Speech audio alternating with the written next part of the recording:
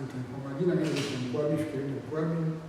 Mimi ni kiongozi wa ofisi ya mfuko wa taifa ya afya mkoa wa Kilimanjaro.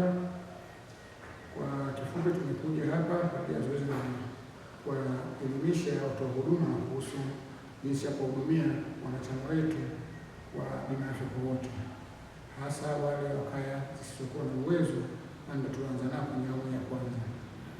Kwa hiyo kama sio na uwezo, kama tunajua tuliingia tunaandikisha katika halmashauri ya Mwanga.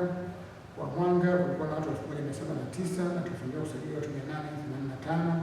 Wengine walikosekana kwa sababu mbalimbali, ikiwemo kugraduate, kwa shule, bweni, kuhama maeneo, kuolewa na sababu nyingine mbalimbali zinazosababisha wasiwe. Wengine waliamua kutofika kwa sababu ni kuolewa, ndio kuwafundisha watu wa huduma jinsi gani ya kudai kwa wanachama hao, hasa katika mfumo wetu wa capitation ya commitment kuanzia na kuanza kuhudumia na huduma. Tumeanza kuhudumia kuanzia tarehe 1 mwezi wa 3 kama hali ilivyotolewa, na serikali zao zimefunguliwa kwa tayari kwa ajili ya kupata huduma hiyo. Watu wa huduma na waelewe